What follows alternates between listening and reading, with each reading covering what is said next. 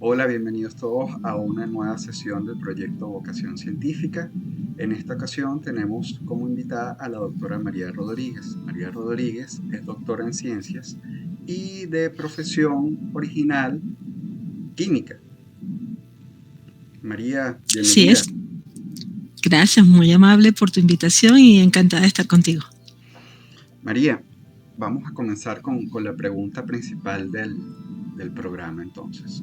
Háblame háblame de cómo se generó tu vocación por la ciencia.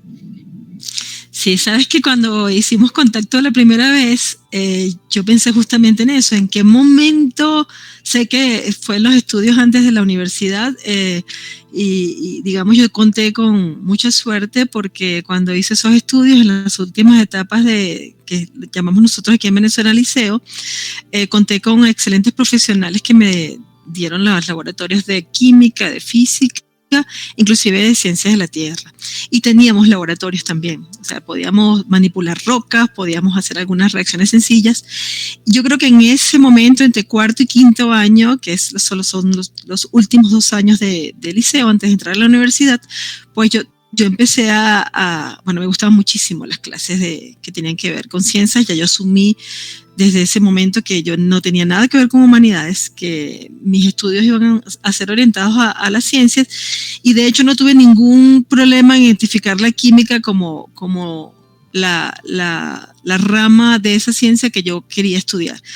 Y bueno, me ayudó muchísimo el recibir clases de profesores en química que amaban el dictar esa especialidad. Y bueno, nada, ya entre cuarto y quinto año yo tomé la decisión de que quería estudiar química. Y química en la Universidad Central de Venezuela. Eso fue mi primera, digamos, gran decisión como adolescente tardío, ya 17 años, en estudiar química. ¿Y por qué decidiste continuar los estudios? Porque pudiste haber llegado hasta la licenciatura y frenar.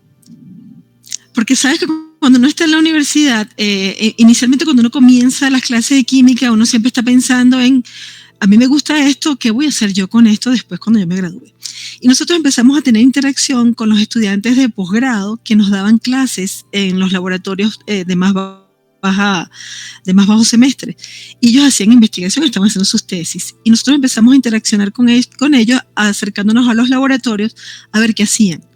Y bueno, a mí me pareció maravilloso, porque era no solamente lo que yo había visto en el liceo, ya con los profesores haciendo pequeños ensayos de química, sino ahora ver esa investigación particular asociada a cosas que me parecían maravillosas, por ejemplo, en el área de química orgánica, que es mi especialidad.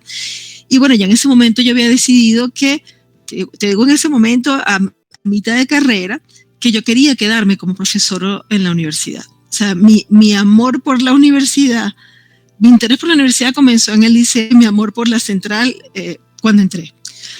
Así que ya en el cuarto semestre, quinto semestre, mi esperanza y lo que yo quería hacer era quedarme a dar clases y a investigar en la Universidad Central. Ya. ¿Y tú percibes esa decisión como una bifurcación de tu vocación? Es decir, por un lado está la vocación por la química, por el otro el de la docencia y por el otro el de la investigación, ¿o es todo una sola rama? Es todo, se alimentan entre sí, vamos a llamarlo de esa manera. La docencia que nosotros impartimos nos permite acercarnos a los estudiantes y de alguna manera hacerles llegar a ellos la pasión que nosotros sentimos por la investigación. Y entonces ese interés con la docencia y esa pasión por la investigación arrastra a los muchachos hacia nuestros laboratorios a realizar las tesis exactamente igual como lo hacían los profesores que nos daban clases, lo que te mencionaba, los estudiantes de posgrado y los profesores de jóvenes, de tal manera que es como un círculo donde tú estás retroalimentando siempre la docencia con lo que sabes de investigación y la investigación manteniéndola, digamos que en una fase dinámica por esa interrelación con los estudiantes y por ese continuo estudio que tienes que tener, porque lo que sí es cierto es que cuando uno dicta este tipo de carreras, debes estudiar todo el tiempo. Así la materia la vuelvas a dictar cada vez que la dictas vuelves a estudiar, vuelves a revisar libros, aunque la base de la química orgánica sea la misma, las aplicaciones son cada vez diferentes y tú tienes que actualizar esa información porque tú tienes que llegarle a tus estudiantes. Así que es un continuo, todo eso se retroalimenta y yo no los diferencio en absoluto. Son para mí 3 partes importantes de mi quehacer en la universidad. María, esta pregunta puede ser un poquito confusa, pero ¿tú piensas en ti como una químico, una doctora en química? ¿Tú piensas en ti como una científico? ¿Cómo piensas en ti con respecto a tu carrera? Yo pienso en mí como una investigadora, una profesora. Lo que más me da orgullo a mí es decir que soy profesora, porque eso involucra el formar a otros. Y para mí yo creo que eso es un punto muy importante y me identifico como una profesora que hace investigación y mi pasión por la investigación es también importante. Así que yo creo que tengo una dualidad. Ambas cosas para mí son importantes. Y con respecto al ser científico, ¿cuándo crees tú que una persona a lo largo de su formación profesional es científico? Cuando se hace preguntas casi de cualquier cosa que ve, cuando se emociona por una parte específica de su trabajo y busca la verdad sobre eso si no la conoce, e investigar más sobre un punto en particular. Yo creo que lo que nosotros nos identifica como científicos es ese interés de conocer siempre la verdad de lo que nos rodea, específicamente lo que nos interesa, obviamente, pero no saciamos nunca esa sed de búsqueda de información sobre el punto que nos interesa, y eso es ser científico, es buscar y buscar y buscar siempre la verdad y tratar de orientar esa búsqueda hacia el desarrollo de nuestro entorno. Entonces, un científico es alguien que obviamente aplica el método científico a esa búsqueda, pero está siempre persiguiendo el conocer y identificar la verdad de las cosas que le llaman la atención. Pero necesariamente el científico entonces es un profesional, tiene que tener algún grado alcanzado. No, porque hay gente que tiene una búsqueda insaciable de información y no tiene estudios formales. O sea, eso no identifica necesariamente. Nosotros aplicamos el método científico porque se nos enseña de esa manera. Pero tenemos mucha gente alrededor que no tiene estudios profesionales y que tiene intuitivamente ese corazón científico de búsqueda, y tú los ves montando de repente métodos diferentes de siembra o buscando plantas para preparar soluciones para rociar sobre esas mismas siembras porque les parece interesante que ese grupo de plantas tiene unas propiedades particulares. Yo conozco mucha gente que no tiene estudios formales y sin embargo son excelentes digamos, científicos en el sentido de la búsqueda de la información y el apasionarse por conseguirla. María, ya me contaste acerca de cómo se desarrolló tu vocación. Ahora me gustaría saber acerca de qué dificultó el desarrollo de tu vocación, las barreras que tuviste a lo largo de tu vida. Sí, fíjate, una de las preguntas que siempre me hacen es si desde el punto de vista de género ¿hubo alguna dificultad en el desarrollo de mi experiencia como investigadora? Y yo tengo que decir felizmente que no es así. Que me acuerde, nunca tuve ningún tropiezo ni ninguna afectación por el hecho de que fuese mujer, por ejemplo. De hecho, fíjate que en nuestra facultad la mayoría de las estudiantes son mujeres. Y en la escuela de química en particular hay una gran proporción de mujeres estudiando química. Y dentro de la investigación, como profesores, como colegas, tenemos casi que la relación mitad-mitad, diría yo. Dificultades, pues bueno, las económicas derivadas, obviamente. Yo soy de una familia clase media baja. Mi papá trabajó muchos años para darnos a nosotros educación.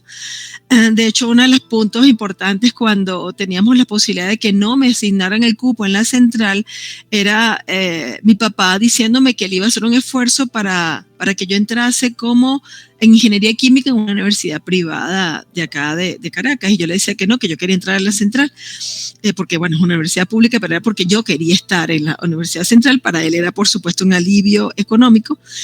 Pero digamos que las únicas dificultades que pude yo tener es el acceso a libros, ¿sí? El poder comprarlos. Afortunadamente había bolsas de libros, una cantidad de apoyos. En ese momento en la universidad había un apoyo importante para aquellos que no teníamos la posibilidad de conseguir libros o de no tener, existía el comedor, existía transporte, de tal manera que no teníamos en ese momento, no teníamos considero yo, ninguna dificultad muy importante para el desarrollo de nuestra actividad como estudiantes de ciencias y posteriormente como científicos. Ya. María, quiero preguntarte acerca de ti. ¿Tú te has sentido como científico distinta a las otras personas? ¿Crees que haya una diferencia en la personalidad entre los científicos y el resto de la gente que no se dedica a la ciencia? Bueno, lo que pasa es que yo creo que la dificultad viene porque a veces nos sentimos bastante extraños al interaccionar con la gente. Con mi familia, por ejemplo. No sé, me preguntan alguna cosa y yo empiezo a hablarle como si estuviese dando una clase y me miran todos con una cara como de, ajá, yo lo que te pregunté fue, no sé, ¿te parece bien que el té de tal cosa funciona? Y yo empiezo a darle toda una clase de fitoquímica. Y a veces nuestra forma de ver las cosas o de analizarlas es diferente al resto. Y a veces podemos caer pesados. Creo que tenemos una imagen hacia los demás que puede ser de alguien que es pesado y fastidioso, pero es por esa pasión misma que tenemos. En realidad, yo siempre me río porque siento, ahora ya no, pero antes me sentía un poquito extraña cuando me reunía con el resto, por ejemplo, de mis compañeras del liceo que tenían otros estudios, porque parecía que yo era, bueno, es que tú eres la loca. Ah, que esta es media loca porque estudió química, matemática y física son para los estudiantes de bachillerato, las tres Marías, esas materias que nadie entiende, y ellas me veían siempre como alguien extraño porque además le gustaba una de esas tres Marías que era química, que era una materia que era difícil. Pero son cosas que son anécdotas más bien graciosas para mí. Siempre somos extraños al interaccionar con los demás por la forma como a veces vemos las cosas. Somos retraídos también en algunos momentos, o no damos, o sea, a mí no me gusta entrar en polémicas. Cuando yo veo que la persona está hablando conmigo una cosa, yo trato de argumentarle algo y la persona o sea, simplemente no lo acepta. Yo trato de no seguir en la discusión, y eso parece que es un patrón que veo en muchos de mis compañeros. Entonces, tal vez damos una impresión de retraídos y un poco antipáticos, pero bueno, es la forma como vemos nosotros las cosas, ¿no? Esa última parte que te digo creo que tiene mucho que ver con la forma como nos forman en las universidades, que es a dialogar, a tratar de ponernos de acuerdo siempre, a entender al otro y a escucharlo a pesar de que a ti te moleste mucho lo que la otra persona te está diciendo. Y eso sí, tal vez no tenga nada que ver con ser científico, y sí mucho que ver con el estar en una universidad, en un sitio donde tienes obligatoriamente que estar de acuerdo con los demás o hacerte entender por lo menos y dialogar. ¿Y durante tu infancia, antes de entrar a la universidad, alguna vez te sentiste distinta a los demás? Sí, pero para mí era distinto. Bueno, yo nunca tuve muchas amigas, por ejemplo. Todavía no las tengo. O sea, no tengo muchos amigos. Tengo amigos muy queridos, muy cercanos, pero son pocos. Y esos amigos a veces no necesariamente tienen mucho que ver con lo que yo hago. Simplemente nos unimos por otras cosas, por otros intereses que no necesariamente tienen que ver con la universidad. Siempre fui de meterme en mi casa, leer mucho, mucho, mucho. Me encantaba leer, todavía lo hago, no con la asiduidad que me gustaría. Y no me gustaba salir, no, todavía no me gusta mucho, o sea, me gusta más estar en mi casa, hacer cosas con mi familia, compartir con mi familia, no iba a discotecas, no salía a muchas cosas que tuviesen que ver con interaccionar con los demás, entonces ahí sí era bastante, bastante retraída, bastante extraña en comparación con otras niñas. Em, con respecto a cuando ya sabías cuál era tu vocación, si yo te dijese tres palabras para definirla, tú usarías gusto, interés o amor. Amor. Amor, ok. Hay otra pregunta que quería hacerte de tu etapa como niña. Ya entendí que te encantó la química después de haber tenido la experiencia en el colegio, pero tú tenías otros intereses o gustos. ¿Y qué pasó con esos intereses o gustos a lo largo de tu vida? Mira, yo al principio quería ser biólogo marino. Y le dije a mi mamá y a mi papá que yo quería ser biólogo marino. Y mi mamá eso le aterró porque eso significaba que yo tenía que movilizarme hacia una isla, a la isla de Margarita o a Cumaná, que es un estado de Venezuela en donde en la Universidad de Oriente se daba esa materia. Y mi mamá, yo tenía 17 años, mi mamá me dijo, hija, vas a tener que buscar otra carrera porque no te vamos a permitir irte a Cumaná sola con 17 años. Pero eso es lo que yo quería hacer. Cosa que me parece muy gracioso que en ese momento yo quisiera hacer eso porque le tengo mucho miedo al mar. Imagínate, yo sé nadar, pero le tengo miedo al mar. No es respeto, es miedo. Y yo sí me pregunto qué hacía yo pensando en biología marina si no me aterraba el mar. Y bueno, esa fue una etapa, pero yo creo que estaba viendo los viajes de Jacques Cousteau y me pareció espectacular lo que él investigaba. Me parecía espectacular lo que Jacques Cousteau hacía y yo quería hacer eso. Pero no me arrepiento, en realidad eso sí fue un gusto de querer hacerlo. Pero digamos que fue una etapa entre biología marina y química, estaba en esa posibilidad. Tal vez si mi mamá me hubiese dicho, sí, vete a Cumaná a estudiar biología marina, me hubiese regresado al año para decirle, mamá, no puedo porque simplemente no puedo estar en el mar buceando. Pero bueno, es una cosa, era un gusto que tenía y que no, bueno, que como tal él pasó. Y la otra cosa interesante es que en algún momento, cuando ya era profesor, dije que yo que me hubiese gustado, o me gusta todavía, pienso, en estudiar abogacía, pero abogado penal, imagínate. Porque a mí me parecía que la forma como se manejaban algunas cosas con respecto a la justicia no estaba bien. Pero son intereses que son como fugaces. Es como, oye, como hay tanta gente que hace doble carrera, digo, bueno, ¿por qué yo no puedo hacer una doble carrera? Porque no hago química, ya terminé mi doctorado, bueno, déjame ver si hago abogacía. Total que al final, con tantas cosas que hacer en la universidad, pues por supuesto eso fue otro gusto que quise hacer y no lo desarrollé. Ah, ya, o sea, jamás, por ejemplo, intentaste vincularlo con el lado de la investigación, la fitoquímica y las plantas marinas, por ejemplo. Sí lo hice. Fíjate que al principio, cuando terminé mi tesis de pregrado, yo empecé a trabajar en un laboratorio con un profesor de la misma escuela que trabajaba con ficoquímica, que es justamente el aislamiento de principios activos, pero de algas y esponjas. Y de hecho hicimos un viaje a Isla Las Aves a recolectar las especies que íbamos a trabajar en el oceanográfico, que era el barco recién llegado de las Islas Canarias, que era el Banco de Venezuela. O sea, digamos, Venezuela lo tenía, el oceanográfico estaba llegando, era un barco espectacular, recolectamos las esponjas y luego simplemente yo empecé a trabajar con mi esponja y al final decidí que no me gustaba el trabajo con algas y esponjas y me fui a trabajar con plantas terrestres en el pasillo, lo que hice fue cambiarme de ese laboratorio al otro extremo del pasillo con el profesor Gasegawa. Siempre tuve interacción con el profesor Reinaldo Compañone, que es el que te mencioné inicialmente, pero al final terminé trabajando con plantas terrestres. María, nombraste que entre los motivadores de tu vocación por la biología marina está el programa de Jacques Cousteau. ¿Qué más veías tú en ese tiempo y qué ves ahora? ¿Tú crees que eso tiene alguna vinculación con cómo se ha desarrollado tu vocación actual?